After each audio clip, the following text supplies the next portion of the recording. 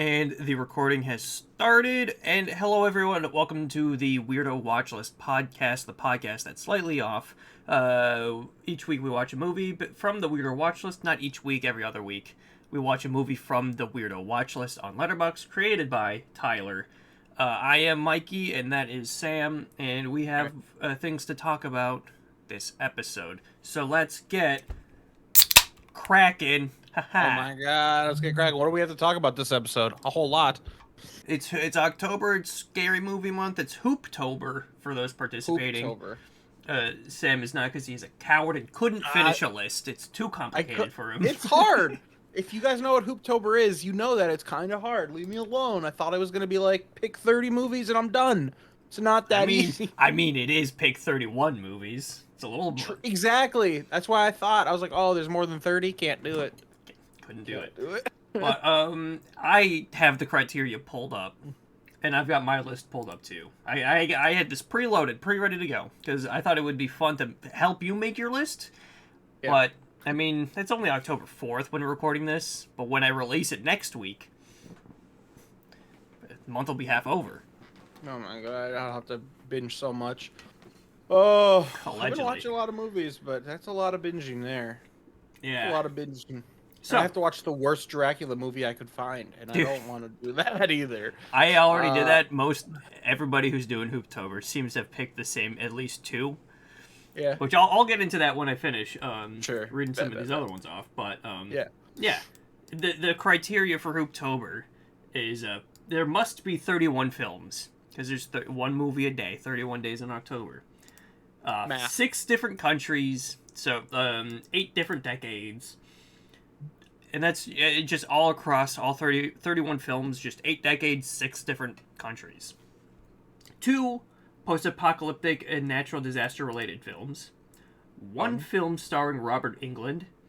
1 Something is Underground film. 3 Satan/devil-centered films. 1 Amicus film, which is a defunct film studio from like the 70s. Oh, okay. The worst Dracula film by Letterboxd rating that you haven't seen and can access. And I've got a funny thing to say about that specific criteria.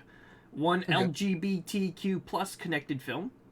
5 films from De Palma, Wes Craven, Ken Russell, Hitchcock, and or Moorhead and Benson. 2 Peter Cushing films. 1 film based on the work or invoking the name Bram Stoker. 1 film based on a Clive Barker story. 1 film that was released the year that you turned 10. 1 Mario Bava film. And 1 film with an X in the title. And 1 Tobe Hooper film. Every year there must be a Tobe Hooper film, because why else would it be called Hooptober? And then there's some extra credit ones, but I'm not participating on the extra credit. I've got enough movies to watch on top of Hooptober. Yeah, for real. Before you go back to the Dracula thing, what the hell was that really long one? There was one really long criteria. Was it with all the different directors? Yeah, how many directors were there? 5. Oh, Hitchcock, obviously. Yeah, there was definitely a couple in there I didn't know. There's 5 directors in there. So Brian De Palma, Wes Craven, Ken Russell, Hitchcock, Moorhead and Benson. And then I can actually pull up which ones I got for that. So for the 5 films, I did just do 1 of each. Just to like make it easy. So I did Carrie for De Palma. For Wes Craven, I did Scream, which is playing at the Trilon this weekend, so I'm going to go to that. Oh, okay, bet. Ken Russell, director of The Devils. Let me see. Here it is. He has also directed nothing else that I recognize. Movies like Altered States, The Liar of the White Worm, Tommy, which I think Tommy is also in the Weirdo Watchlist. I saw that earlier. Crimes of Passion. I think some of these definitely I've seen scattered throughout the watch list. Yeah. Psycho for Hitchcock, and then Moorhead and Benson. They're kind of like up and comers.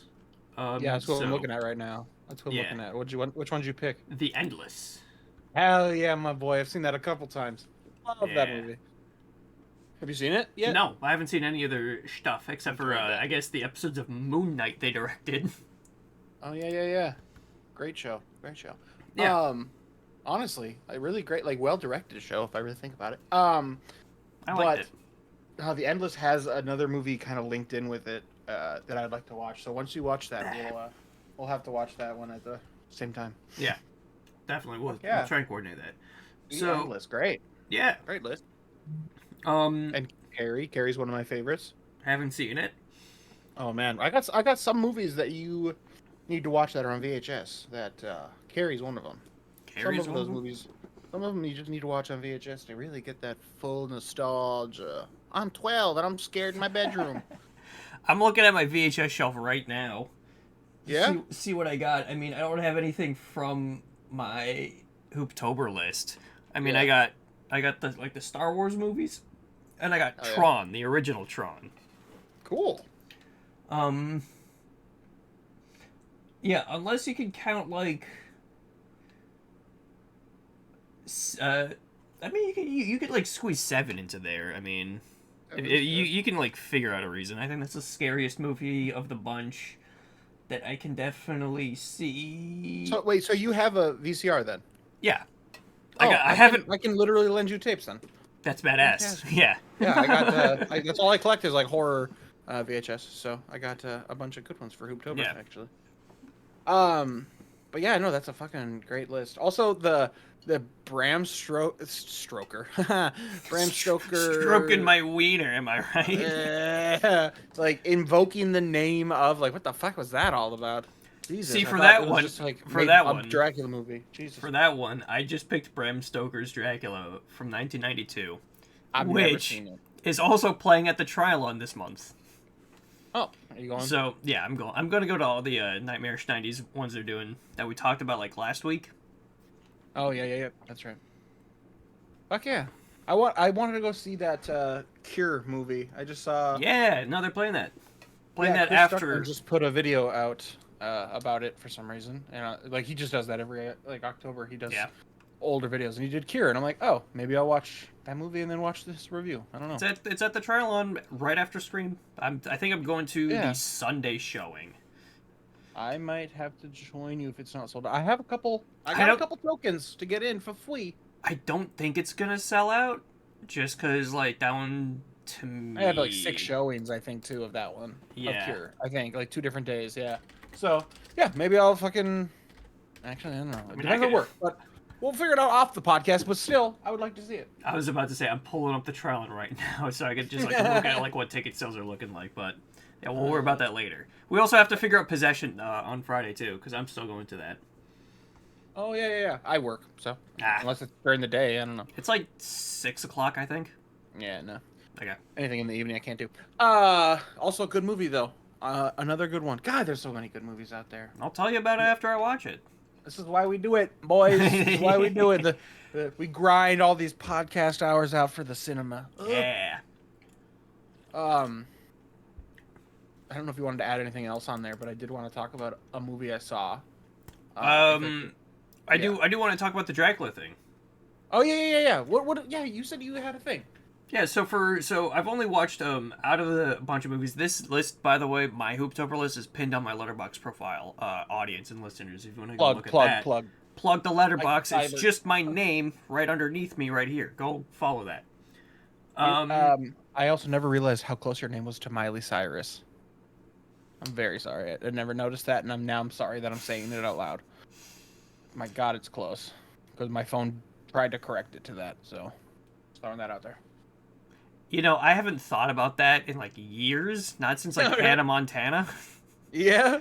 Because I'm damn sure close. people have also like called you like Miley, or like, if yours was a girl, you'd be Miley. If you was woman. God, Anyway, I wish I was woman. Anyway. the Hooptober movies I've seen so far, it's day 4. I've watched The Exorcist, which is a film with X in the title.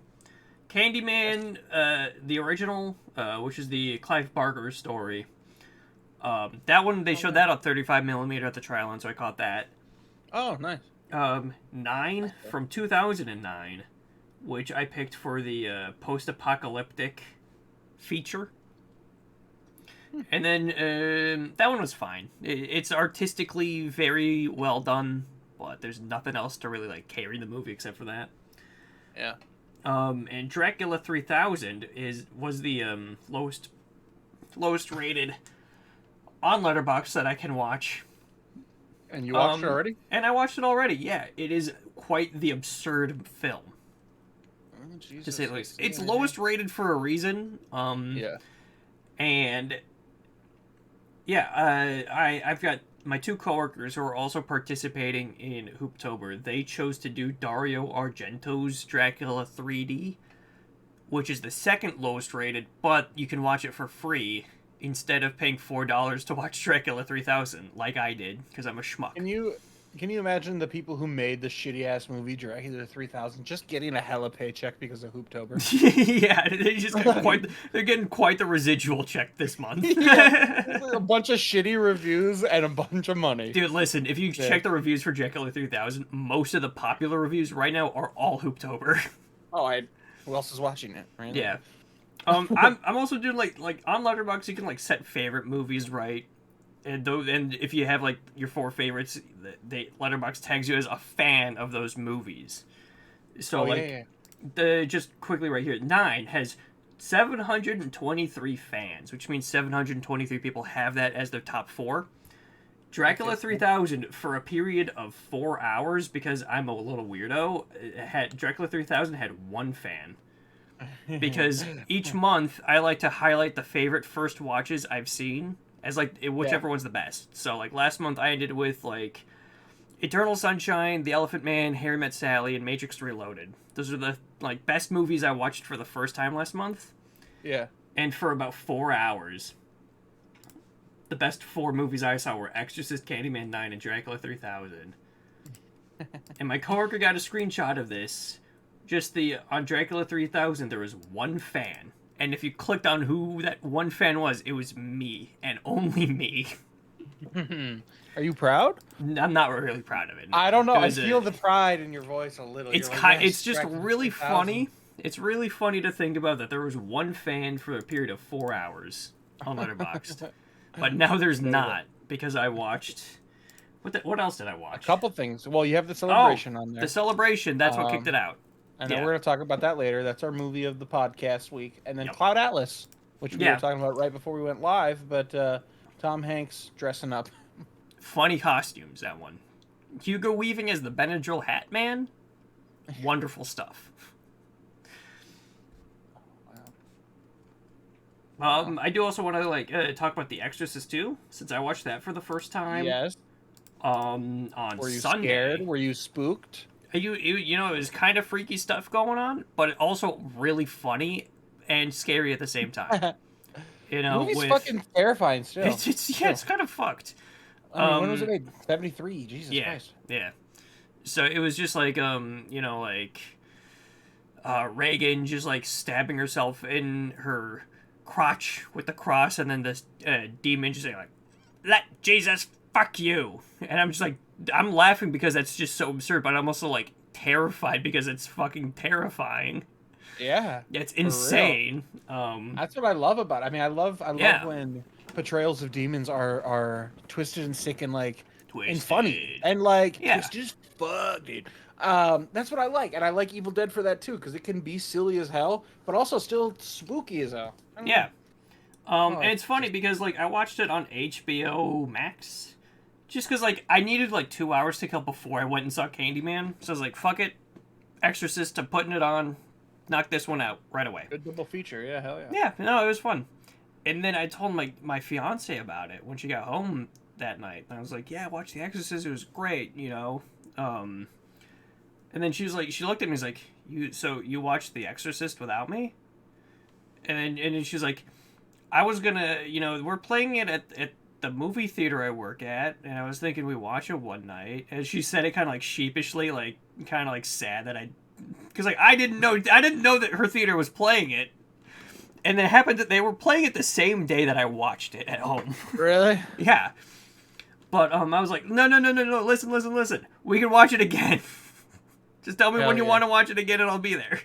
How could you be such a heartless bastard to watch it without her? Yeah, I know. Fuck me, right? She's gonna Yeah. leave me now. But Yep. no, we watched it the next night, the following night.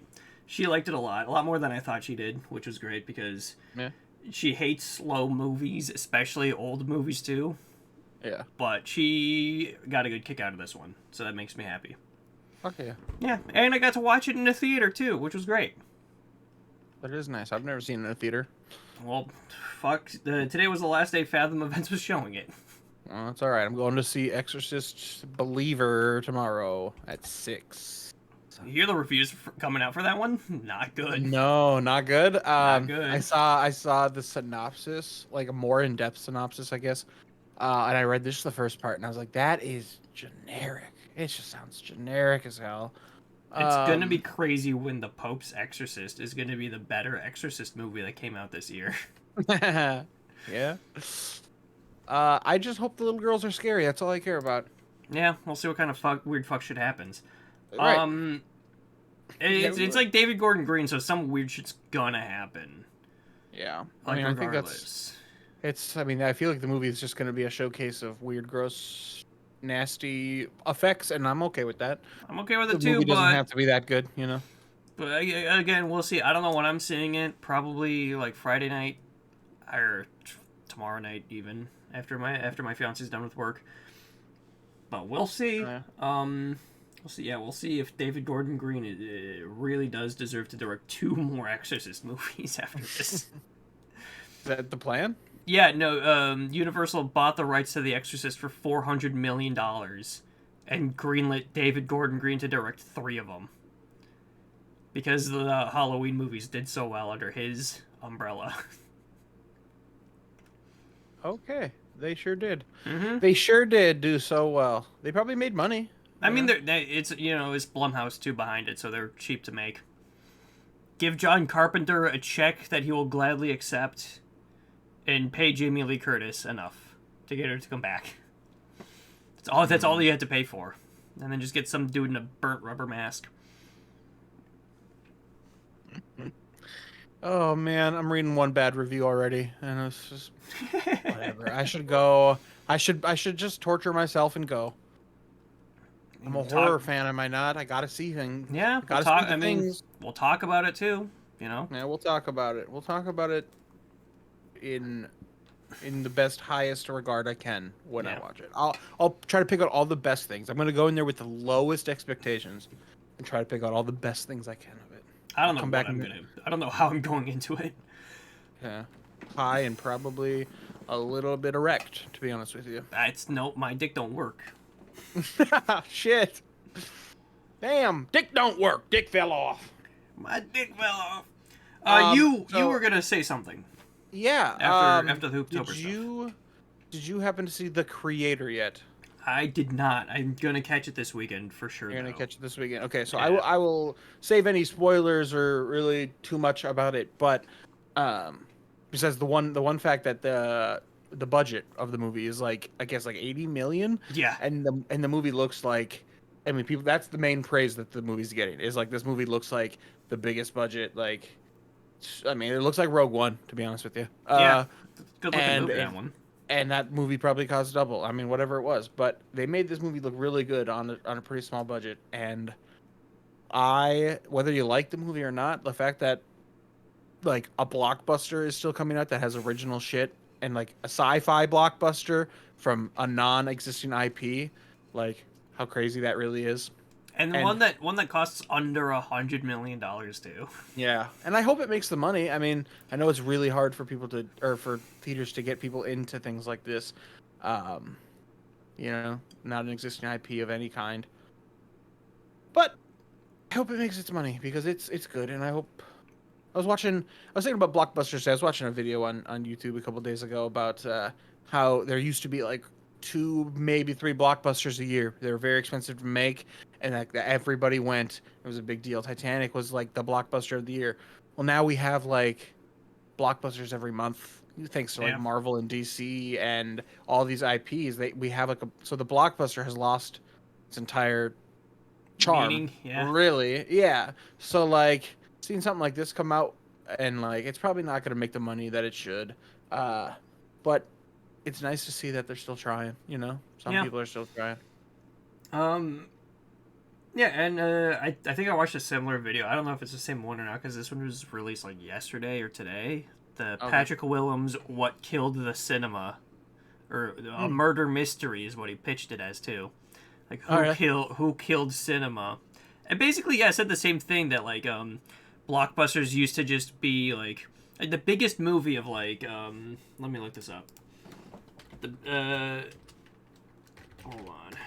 Yeah, the highest grossing movie of 1988 was Rain Man, was starring Tom Cruise and Dustin Hoffman. Like that was the highest gross. Yeah, I haven't seen it, but I got it on tape behind me. It's no blockbuster. Or well, it is a blockbuster, but it's no like.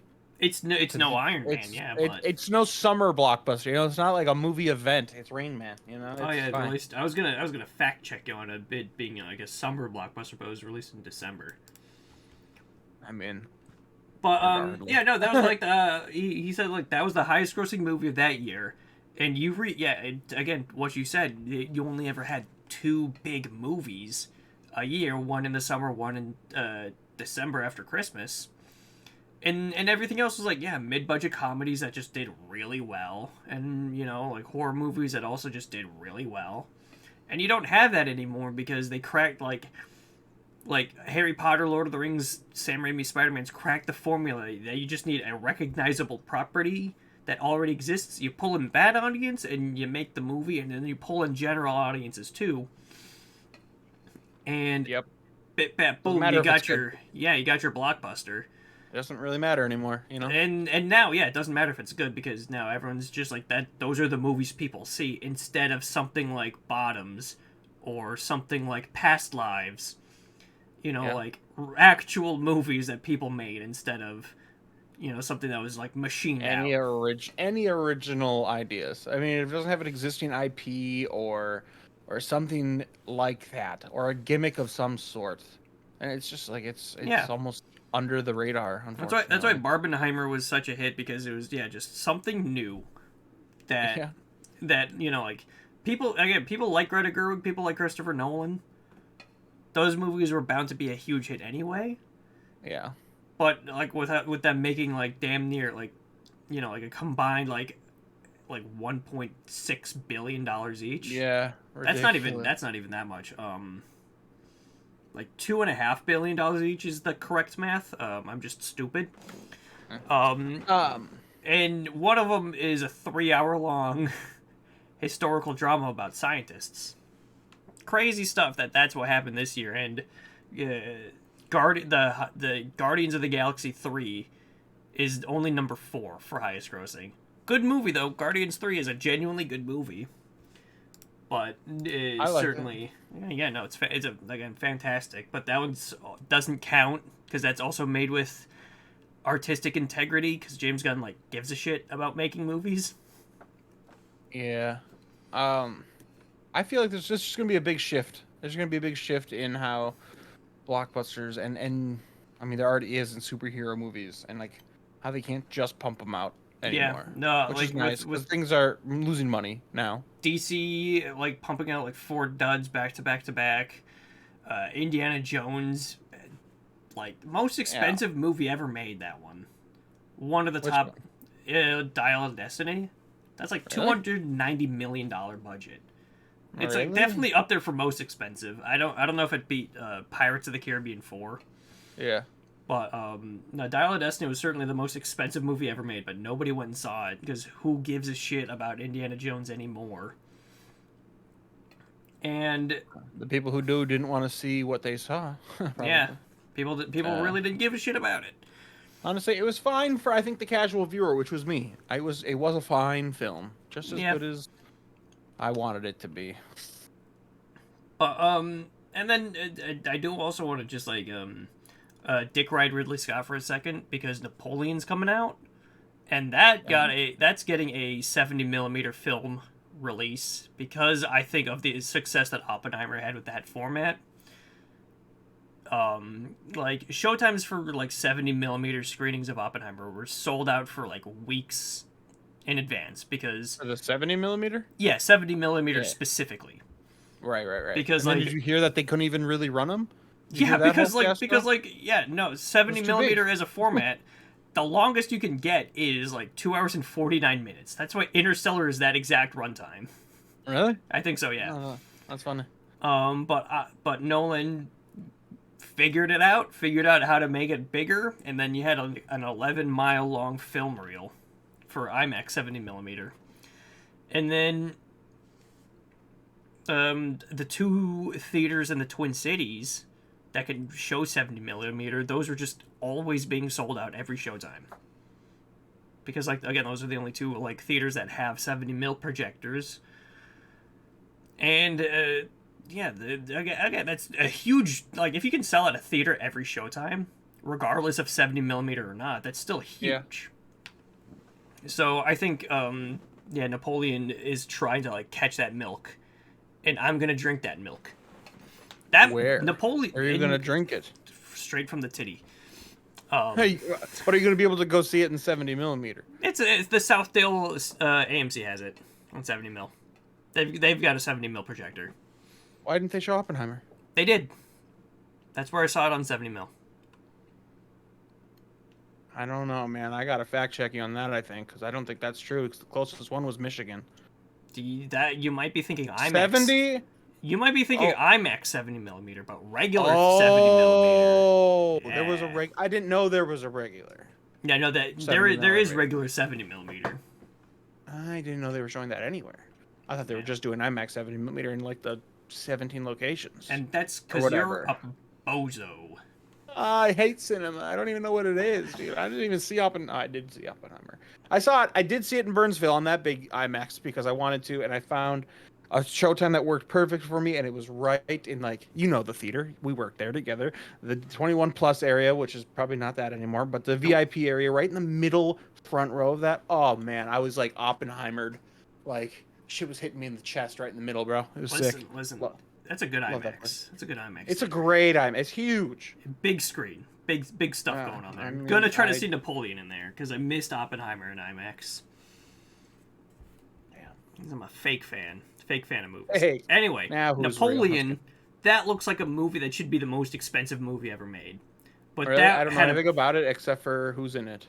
If you look at like the trailers, the production and the amount of like scale put into like the production design, costumes, it looks like it costs $300 million.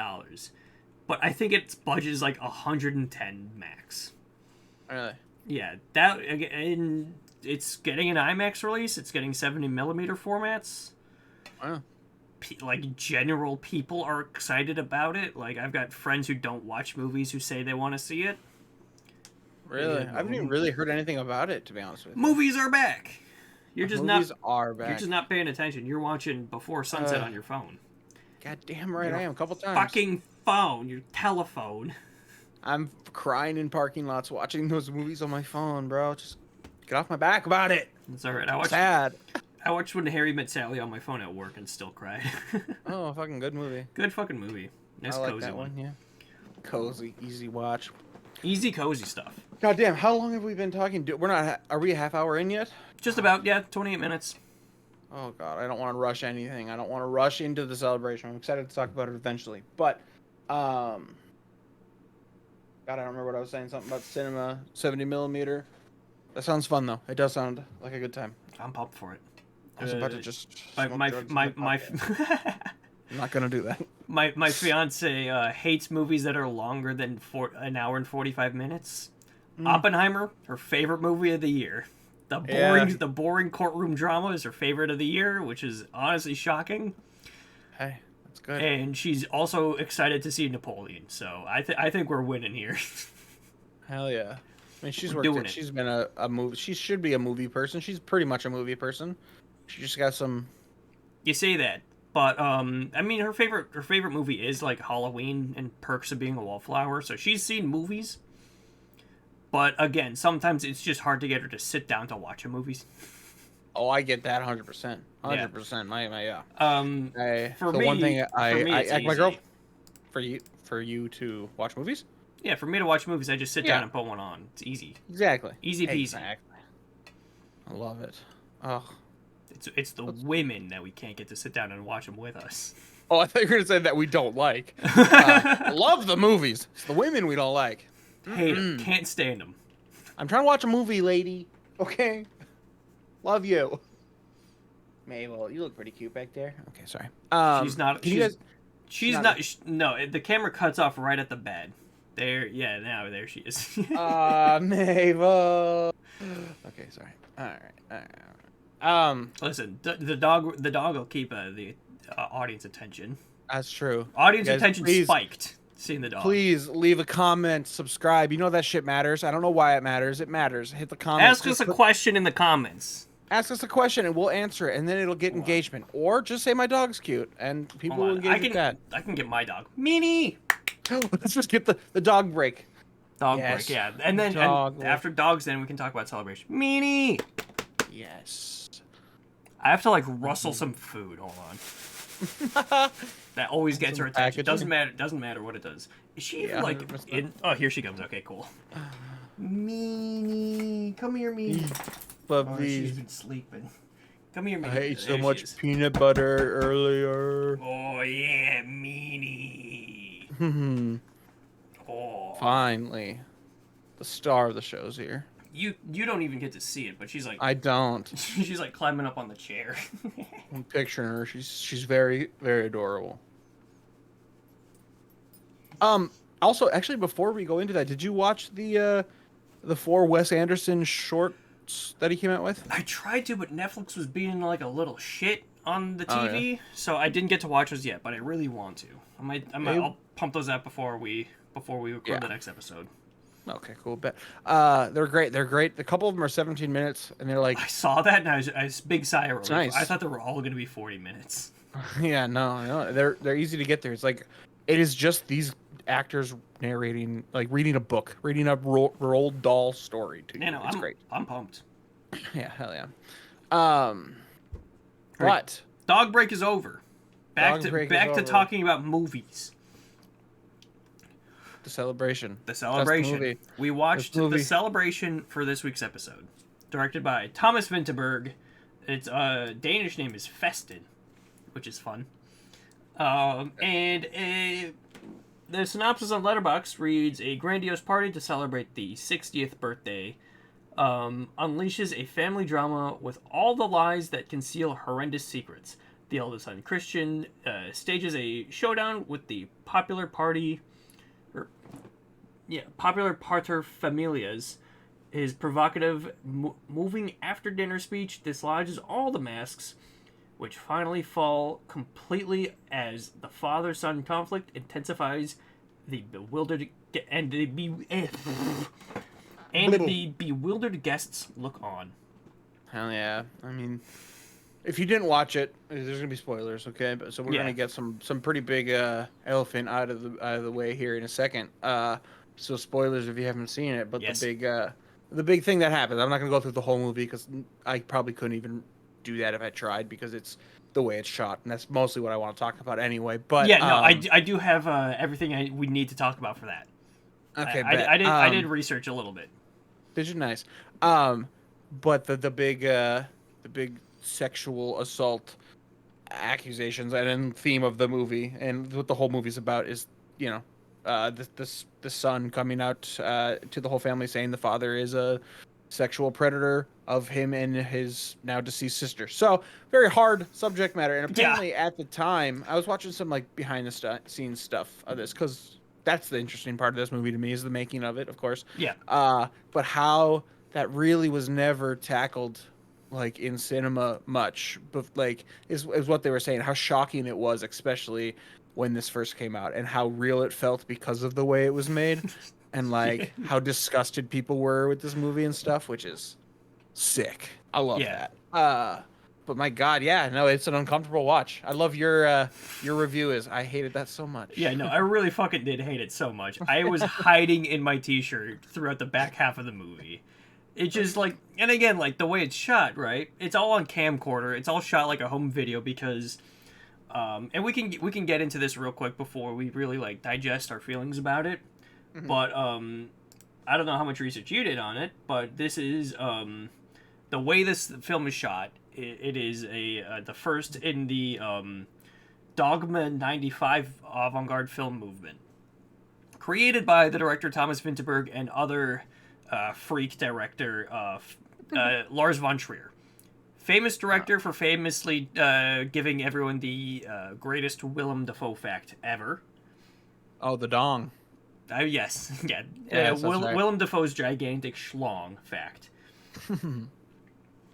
And so they started this back in 1995. The Dogma '95 movement, which its rules were basically to create a style of filmmaking that stripped all of the unnecessary dribble, like VFX, studio notes, anything that would could in practice interfere with story, acting, and theme. So the only thing that would be left is just the story and the writing and just the people acting on screen. So that was just bringing it to the bare bones of storytelling. And there's like 10 rules, and I've got them all pulled up here. So number 1, shooting must be done on location. Props and sets must not be brought in. If a particular prop is necessary for the story, a location must be chosen where this prop is to be found. Number 2, the sound must never be produced apart from the images or vice versa. Music must not be used unless it occurs where the scene is being shot. The camera must be handheld. Any movement or immobility attained in the hand is permitted. So like when, there's like a lot of like in the corner of the room shots, motherfuckers were just standing on a ladder holding the camera in the corner. Yeah. So sick.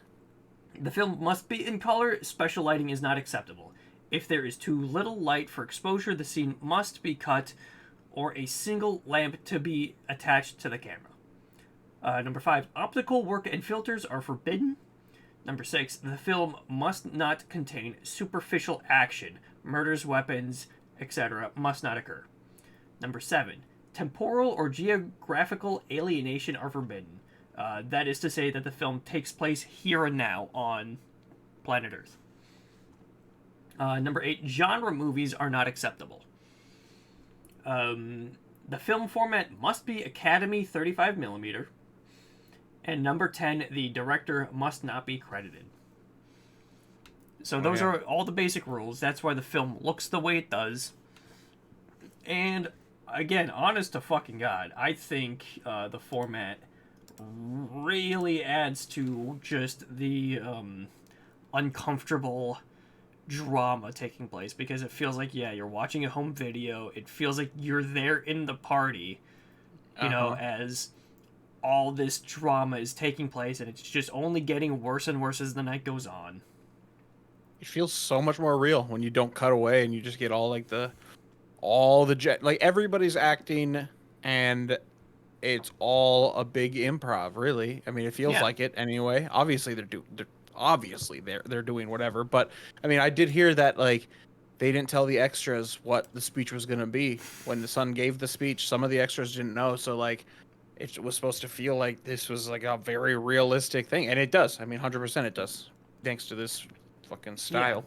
Yeah, it's like, and again, when I say like I was like hiding in my shirt throughout the back half, I really was like, I had to like pause the movie a couple times just so I could like collect myself, just like, what the fuck is happening here?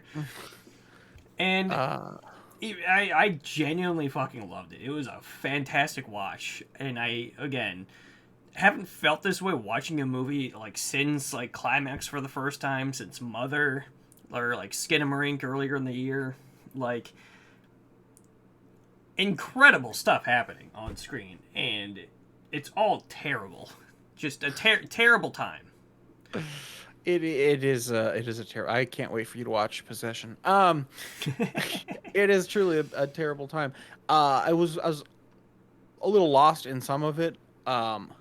And especially, actually, so right away when I first started watching it, I had no idea this is Dogma style. I have no idea anything about this movie. I don't usually even look into things. I knew the director's name, and I didn't know he was even connected to Dogma. So So I started watching it. And I'm like, this could be really good, but why the fuck are they doing that with the audio where it sounds like this is like the shittiest movie ever mixed? And then I figured it out pretty quickly afterwards. I was like, oh, this is what's going on. But like all of the there's no sound editing. Like once you get the clip to, if they're doing the transitionary clips, all the sound is just from that clip. Yeah. Makes it feel so. I mean, it made it feel cheap at first, but it makes it feel like a home movie for real. For real. And again, I had no idea what what Dogma meant either. Like on the Criterion cover, it just says Dogma #1, the celebration, and then the runtime in the year, and then that's it.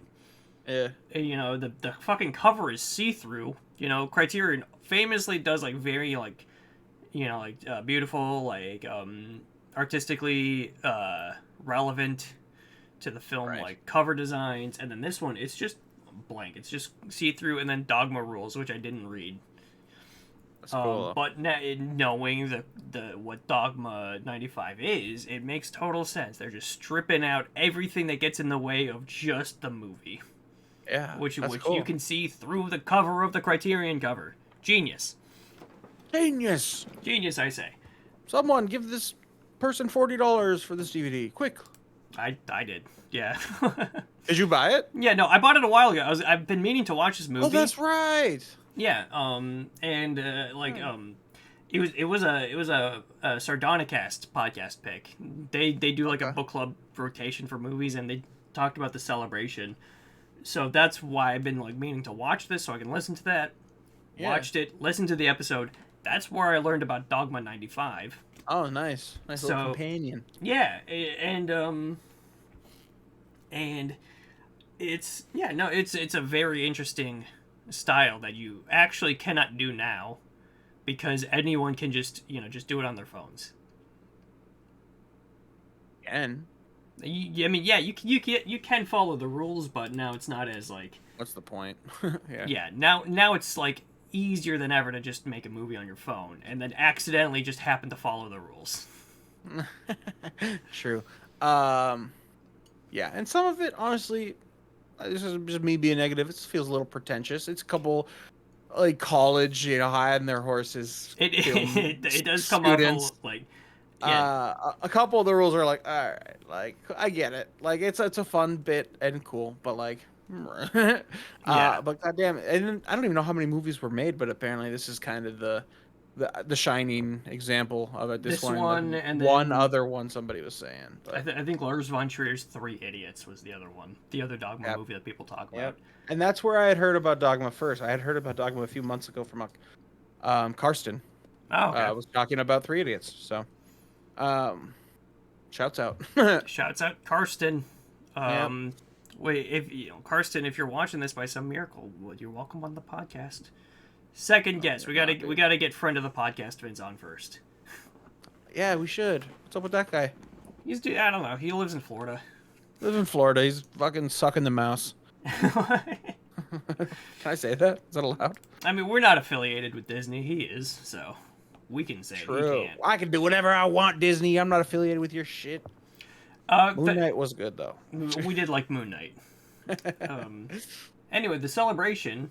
Mm-hmm. I do want to follow the plot a little bit, because again, it is just quite the fucking downward spiral. Tell me about. I mean, honestly, I watched the whole thing, and I watched it in one sitting, but I can't. After like the first initial okay, he made that speech. It was a fucking mad dash to the end, really, and I'm not fully sure what happened. There's a lot going on until the end of that movie. So the movie starts out with just like family piling into this big hotel that the father owns, right? You meet the 2 brothers, Michael and Christian. One of them played by Thomas Bo Larsen, who was in Another Round, which was another movie directed by Thomas Vinterberg. I highly recommend that one. That one's enjoyable to watch. I'd like to see that one. It's not a nightmare to sit through. And The Hunt is a good middle ground of nightmare. That's what I hear. That's also I'm too scared to watch that one. Oh, that one just sounds. Man, Mads Mikkelsen. It is Mads Mikkelsen, but he's also in Another Round, and he does a little dance. Okay, I'll watch. Sold. Yeah. Anyway, so yeah, we meet the 2 brothers, and we kind of pick up the vibe of Michael's character, because he sees his brother just walking down the side of the road, and he just tells his family to get the fuck out of the car, and him and his brother drive the rest of the way, and he makes his wife and kids walk to the house. And I was like, that's insane already. Why? Like, I wouldn't fucking be happy if I got kicked out to do that. He's my brother. He's my brother. Yeah. You guys walk. And you pick up on little family dramas between, the two brothers. Michael doesn't have, a room because, I guess people didn't expect him to show up because he, ditched the family at one point, but Christian's welcome because he's the eldest son. We meet the sister, and she, is like reminiscing about her older sister. I think she's older, but it's revealed that like she died shortly before the movie takes place. Committed suicide in the bathtub in the room she's staying in, which is kind of weird. Yeah. And I thought this movie was going to be about ghosts. I'm not going to lie, because I again didn't understand what Dogme filmmaking was, and there's a line where she goes like, there's something negative about this room. And I was like, ghosts. That's right. I kind of got that vibe from that scene too, and they never really played off that. I guess maybe they did, and that's not what I was expecting. I think again, that was just the Zach Bagans in me like kicking into high gear. Yeah. But I think the vibe she's like going with is because like she notices like little breadcrumbs dotted throughout the room that her sister left. Which the leads hot and to cold game. Yeah, a little hot and cold game. That's and she picks up that she finds like the last note she wrote, which it later is revealed to be just her suicide note. Kind of like really revealing like all the shit Christian has been saying this whole time is true. Get to that later. But I think that's the negative vibe she was picking up on. Like she could tell, like her sister left something before she died. Yeah, that's kind of what I'm picking up. After what the movie's putting down. Yeah, not exactly a ghost, but more of a just like a presence of what knowing. I guess I don't know. Picking up some vibe. Nerd shit. Picking Speed up a racer. Vibe, yeah, speed racer. And then night continues on as normal. We meet like the chef and like the rest of the family, and other just unimportant family members. They don't play into the movie at all. The real like narrative tension just relies on like the siblings and the parents. And come time for dinner, Christian gives his big eldest son speech and he's like, Dad, I got two speeches here, pick one, the yellow one or the green one, and he's like, I'm going with the green one, says the dad, and Christian's just like, interesting choices, like, what's going on here? And then just reads like, my father sexually assaulted me and my twin sister when we were kids. He would bend us down and just goes into horrific detail in front of everybody. Mm-hmm. Nonchalantly as well. Just so nonchalantly, and then finishes the speech and sits back down. And then nobody knows what to do. Because nobody knows if this is a bit, if this is just a fucked up joke. He's drunk, or whatever. If he's drunk, Yeah, they're all Danish. Politeness. They're all politeness. Yeah. Just like, do you do anything in this situation? What can you do? And nobody does anything because again, I don't think you can do anything in that situation. So they kind of just like play it off like, good joke, Christian, let's all get back to drinking. Let's all get back to having fun here. And then he does it again later in the movie, he's like, he comes back into the room and is like, I would like to, the family announces for him, like, Christian is back, he would like to apologize for the cruel joke he made earlier. And then he just gets up and says, like, my father is the reason why my sister is dead. He is a murderer. He killed her because of what he did. And then he just gets kicked out of the house. Everyone starts freaking out. I'm hiding in my shirt. I'm, like, pulling it up over my chin and my mouth. Just trying to, like, get away. Just, like, physically, like, pushing myself away from my computer.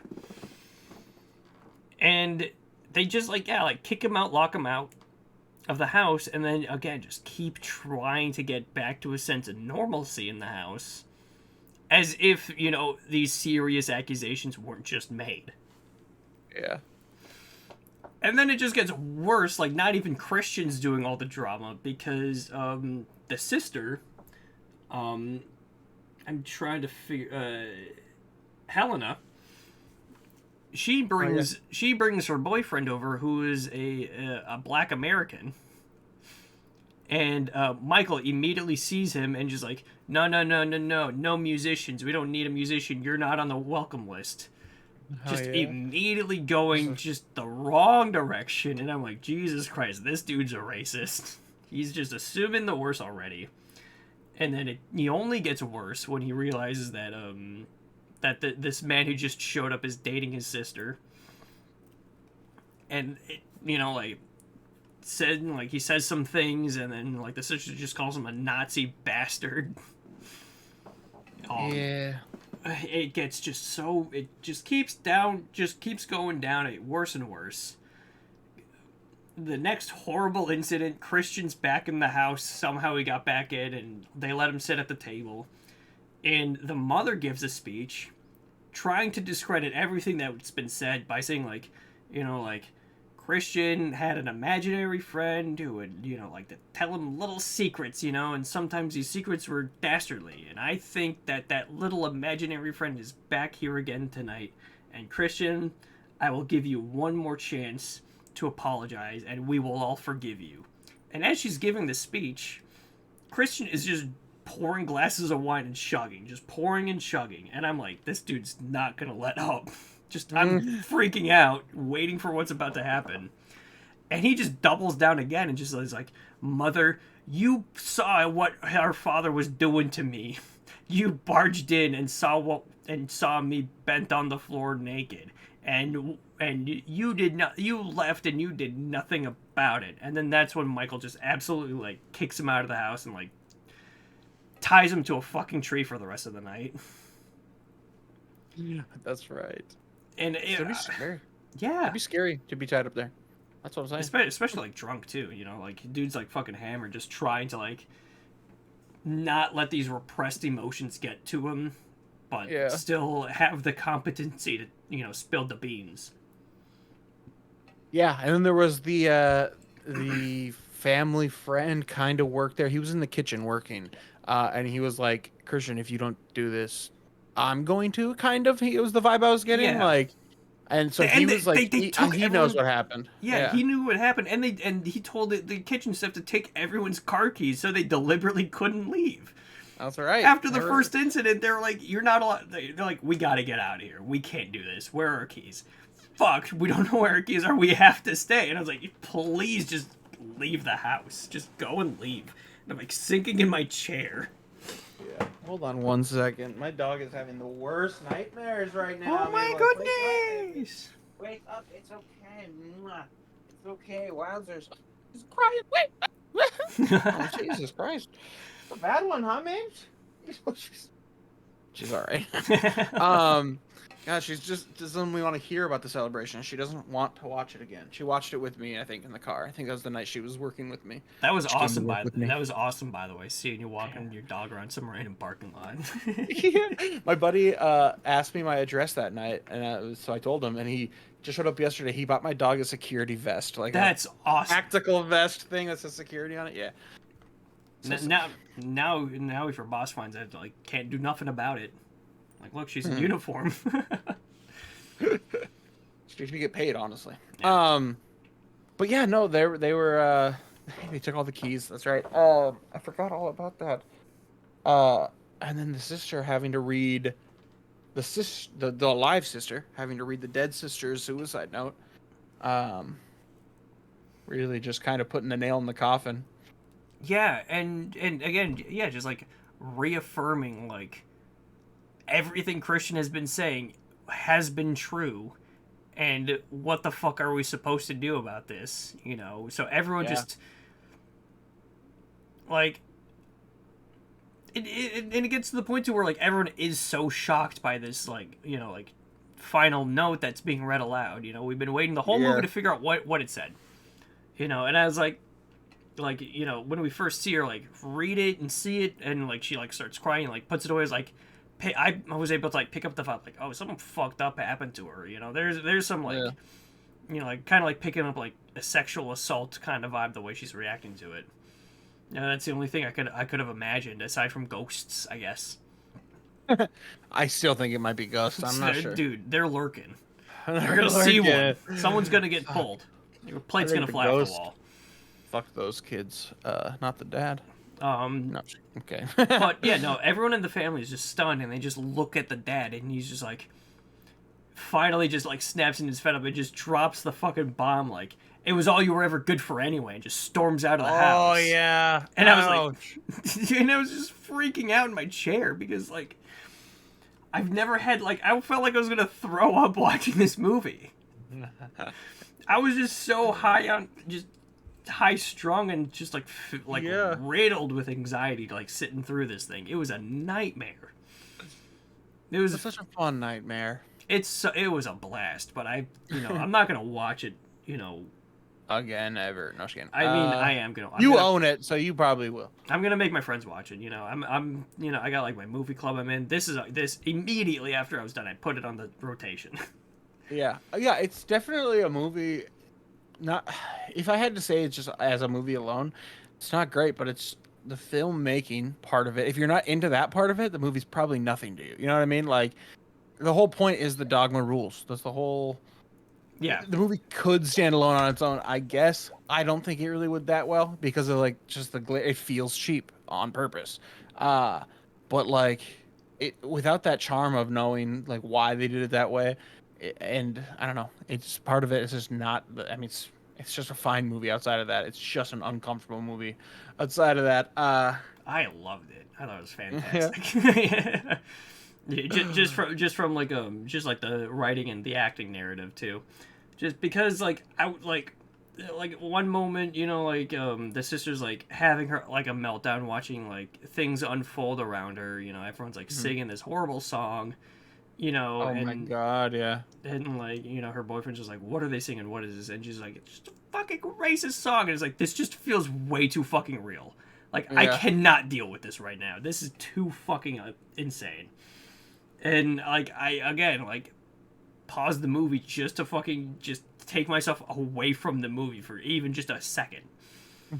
Hey, it's better than what they did. When that family felt uncomfortable, they decided to do a random conga line. That was fun. They're like, let's go to the other room. Conga. Conga time. Birthday tradition. We do a conga line, and then the daughter reads a suicide note. That's what the tradition is. So fun every time. Oh my god, yeah, no, but genuinely, one of the fastest 5-star ratings I've ever given.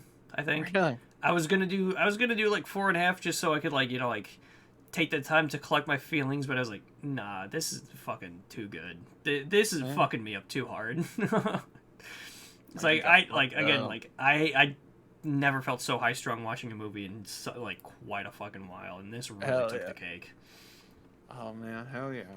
I'm gonna give you a good list of movies to watch then. Oh my god. Possession doesn't go. I don't think it won't get you as hard. But like man, it is uncomfy.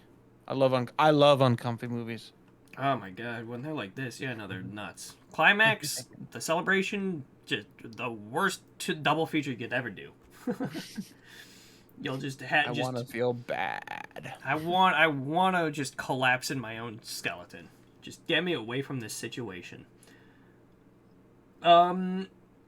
So, where does this fall? Does this belong on the Weirdo Watchlist? What do you think? Yes, 100% Hunt does. I think weird as fuck. I think just the filmmaking itself, yes, is the reason why it's on the Weirdo Watchlist, and I think that's justified. If this were filmed like any regular family drama about, again, the same subject matter, I would say no. Maybe because it's still, right. Again, if it was filmed like a normal movie, I don't know if the anxiety would have peaked as highly because, right. Again, just the handheld camcorder really added to the home video. I'm really watching this happen in front of me. Yep. So I loved it. Yeah, again, that's why I think that's the reason I think it's. Yeah, I mean, it's a great movie for that, and I think that's the reason it should be on there. If it wasn't for that, would it be on the Weirdo list? Probably not. It's just an uncomfortable movie. Uncomfortable and weird aren't synonymous, Yeah. It's the fact that this movie, the weird parts of this movie isn't just the shocking shit. It's a lot more than that. And it's the filmmaking behind it, the movement that this film's a part of. And I fucking loved it. You were pretty solid about it. Yeah. Wow, it's a interesting movie. It's a fine movie. Would I recommend it to anybody who doesn't like movies? Like, would I make my girlfriend watch this? Fuck no. You know what I mean? Like, she wouldn't like it at all.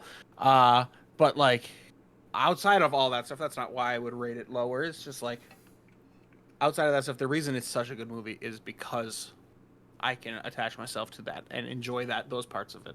So that's why I don't dislike it. Anything else, probably would have disliked it. I'd probably been like, that was... It looked like a high schooler made it, but I get why it looks like that. So yeah, 3 out of 5. 5 out of 5 for me. Again, like full fucking like straight banger. Loved it, even though I said that I hated it. Love-hate relationship. That's all right. Yeah. Shall we spin the wheel? See what we're watching. I think we should spin this. The next spin episode. This dang wheel. All right, got the wheel pulled up, and how do I spin this thing? Here we go. Let's see what we're watching next episode.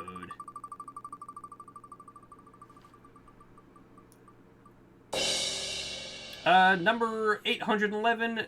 I don't know how to pronounce that. Sonatine. Let me pull that up. Sonatine. Oh, did I just guess it right? Did I just guess how to spell this correctly? From 1993, it looks like. Oh, I think I did. Hey, it looks like a Japanese film. Is there fish on the cover? Yeah. Directed by Takeshi Kitano. And I'm just double checking if I did pull up the right one. I'm pretty positive I did. Yeah, I think we got the same. At least we got the same one. Weirdo Watchlist right there. Okay, yeah. So Kitano plays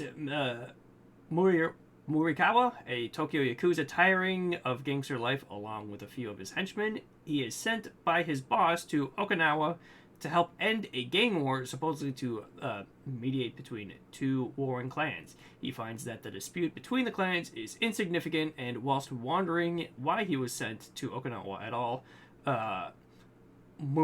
Murikawa's headquarters are bombed and he and his gang are ambushed in a bar. So that sounds like just like the whole chain of events.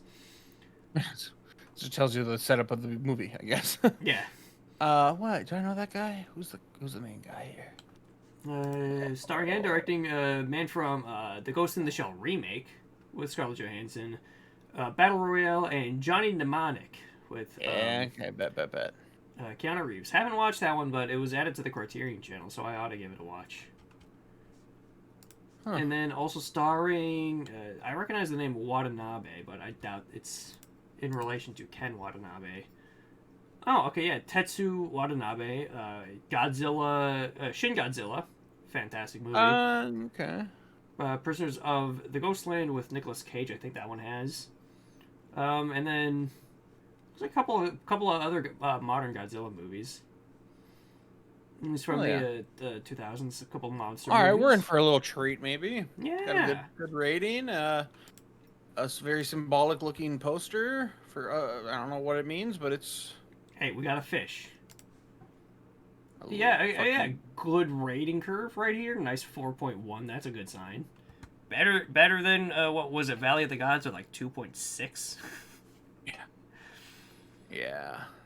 It doesn't seem like it's on the Weirdo Watchlist because it's bad, which is nice. Yeah.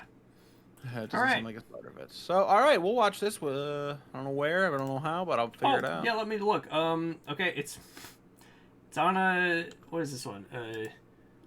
It's on Paramount Plus, looks like. Allegedly, maybe. I clicked the link and it didn't work, but you can rent it for $4 on Amazon, Apple, Google, Vudu, and YouTube, even. Fantastic. Yeah. All right. I'll just do that. All right. Well, gosh, I'll do it, and then you'll watch some Wes Andersons. I'll watch some Exorcist Believers. You'll watch some Creators, and we'll meet back here in a week to 2 weeks, and whenever both of us feel like we're ready to record. Well, yeah. So long as it's before this episode comes out. Right? No, we don't even have to do that. We don't. It don't matter. Nothing matters. Ideally, we don't have to record until like at least October 26th, because this comes out on the 12th. This episode we're recording. Oh, for real? I didn't know you had I thought they just go out right after. No, that's just because we record the night I try to upload them, which is always like Thursday, Friday. And that's just when we've been recording, is like right before then.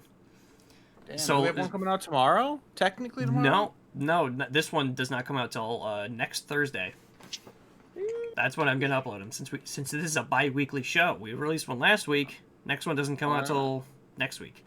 So I don't follow rules. I never follow rules. I don't like to. So then this Sonatine episode will not come out until October 26th. Oh shit! This is the Halloween episode. We better watch some Halloween shit then. Dude, listen, I got Hooptober to do, so I'm. Yeah, you got some Halloween shit to watch. I got that covered. For real. All right, homie. Well, I'm gonna send you a picture of my VHS, and we're gonna figure that out. We're gonna do that, and we'll talk about some of the movies I have on VHS on the next episode too. Yeah, we can go through that. Yeah, that sounds kick ass. Kick ass. All right, and that's the end of the podcast. Everyone like, share, comment, and subscribe. And if you're listening on Spotify, give us a rating. Follow us both on Twitter and Letterboxd at Sam Fashion and at Mikeys Cybart. And if you have any questions, leave us questions in the comments below so we can pad out the runtime and engage with the audience more importantly. Pad out the runtime. The honesty. Yeah. I love that. Yeah. Please give us a good tidbit of a morsel of information so we could talk about it. Would love that.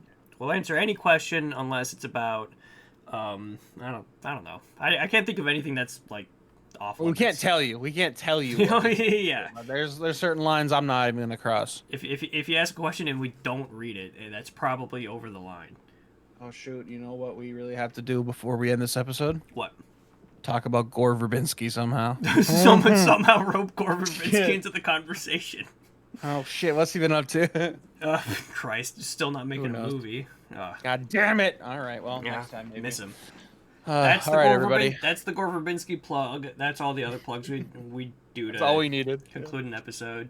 Let's stop padding out the runtime and just end the fucking episode. All right, bye, y'all. Bye.